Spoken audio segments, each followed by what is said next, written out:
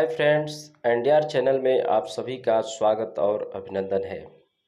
जैसा कि हम लोग मैथ पढ़ने की एक zero to hero series start किए थे, उसके अंतर्गत आज मैं आपको डिवीजन के सारे क्वेश्चन बताने वाले हैं कि किस प्रकार के क्वेश्चन इसमें आते हैं। जैसा कि पिछले वीडियो में मैंने भाग के अर्थ बताए थे, भाग के नियम बताए थे, और यहाँ पर आपको टाइप ऑफ क्वेश्चन बताने वाले हैं जो बहुत ही शानदार हैं। इन क्वेश्चनों को आप सीख करके कंपटीशन में अच्छे मार्क ला सकते हैं। 523 523 स्टार 416 में स्टार के स्थान पर कौन सी छोटी छोटी संख्या रखें कि 9 से विभाज्य हो जाए। तो ये भी आपको बताया गया था, कोई नंबर 9 से तभी विभाज्य होता है जब उसके अंकों का योग 9 से विभाज्य हो। तो इसमें भी हम ऐड करेंगे 5 plus 2 plus 3 plus 4 plus 1 plus 6 और ऐड करेंगे 5 2 7 7 3 10 10 4 14 1 15 15 6 21। 21 हम देख रहे हैं कि 9 से विभाज्य नहीं है, इसलिए 21 में क्या जोड़े कि ये 9 से विभाज्य जाए। तो आप सोच सकते हैं 9 दूनी 18 में 27 रहता तो ये विभाज्य हो जाता। तो इसलिए 21 6 जोड़ देंगे तो काम हो जाएगा, इसलिए हमें स्टार की जगह पर 6 रख देना चाहिए। अंडरस्टैंड। तो ये क्वेश्चन जो है आप लोग समझ रहे होंगे कि पीछे जो मैं कंसेप्ट क्लियर हुआ किया हूँ उसी के बेस पर मैं सॉल्व कर रहा हूँ। पिछला वीडियो आप लोग देख सकते हैं चैनल पे, ठीक है। तो एनडीआर चैनल को सब्सक्राइब कर लीजिए, उस पर जो है देख सकते हैं इस क्वेश्चनों को, ठीक है, कि इसका कंसेप्ट क्या है। नेक्स्ट क्वेश्चन की ओर बढ़ते हैं।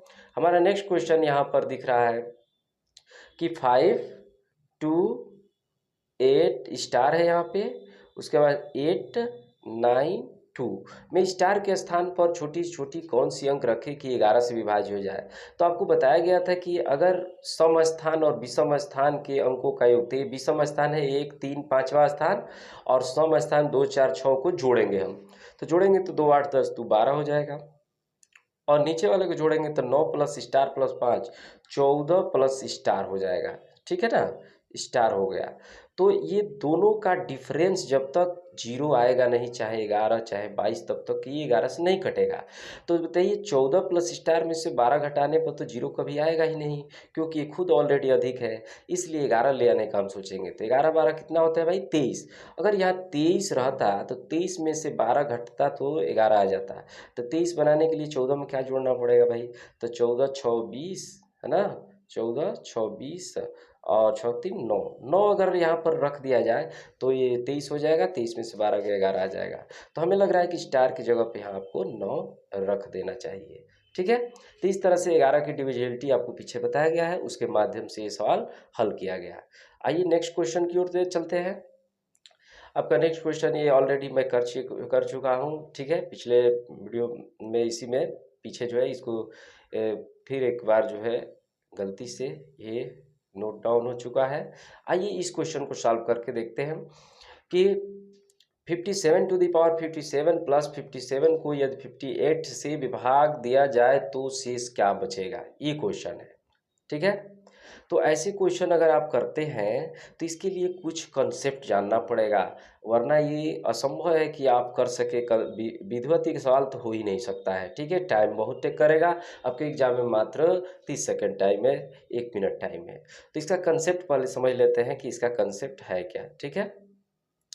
तो आइए कंसेप्ट को देखते हैं इसका। यहाँ पर इसका मैं कंसेप्ट लिख चुका हूँ, देख लीजिए।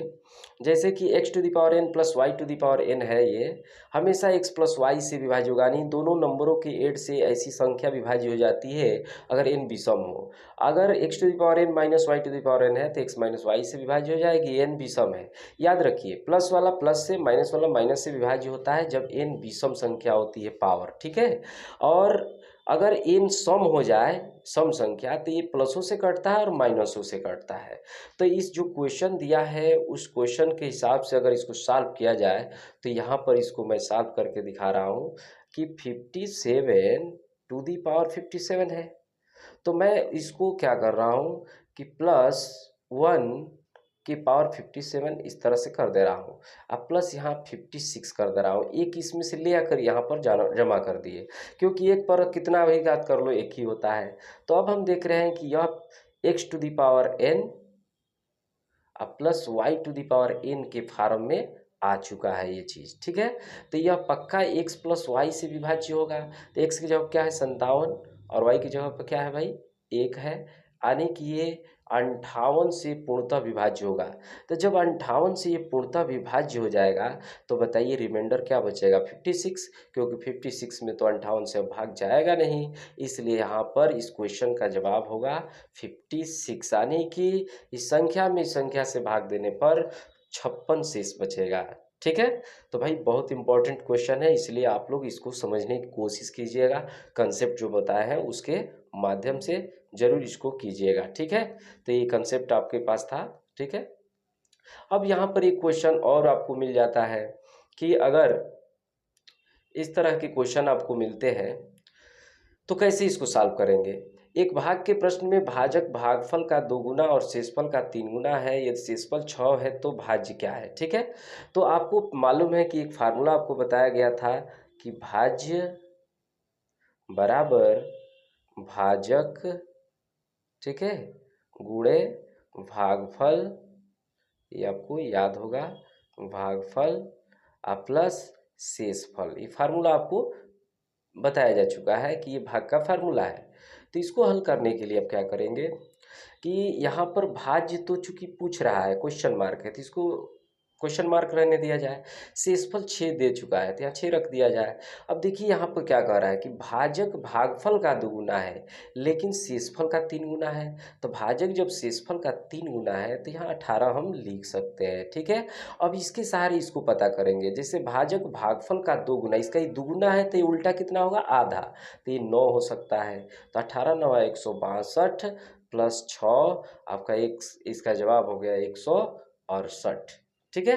तो आप देख सकते हैं ऐसे क्वेश्चन सब इजीली आप कर सकते हैं अगर आप कंसेप्ट पढ़े हैं। सारा कंसेप्ट पिछले वीडियो में पढ़ाया गया है, उसको अगर आप देख लेते हैं तो हमें नहीं लगता कि आपका ये सब क्वेश्चन फंसेगा, ठीक है। और यहाँ पर देखिए इस क्वेश्चन में क्या रहा है कि संख्या को 135 की संख्या को 135 से भाग देने पर 42 शेष बचता है, तो उसी संख्या को 15 से भाग देने पर क्या शेष बचेगा। तो इस क्वेश्चन का ट्रिक ये है कि अगर इस तरह के क्वेश्चन आपको मिलता है तो ये जिससे भाग देने पर शेष पूछ रहा है उससे शेष में ही भागा दे देने से आंसर आ जाता है। तो इसमें भागा देंगे तो 15 दूनी 30, आपका शेष क्या बच जाएगा 12, आपका जवाब हो जाएगा। लेकिन इसमें भी एक इम्पॉर्टेंट चीज़ है, अगर ये ऊपर वाली संख्या नीचे वाली से नहीं विभाज्य होती है तो ये ट्रिक फेल हो जाता है। समझ में आ गया। तो ये क्वेश्चन भी आप आसानी से कर सकते हैं, कोई इसमें दिक्कत नहीं होगी। अब यहाँ पर एक क्वेश्चन मैंने दिया था कि 65 में 1/5 कितनी बार शामिल है।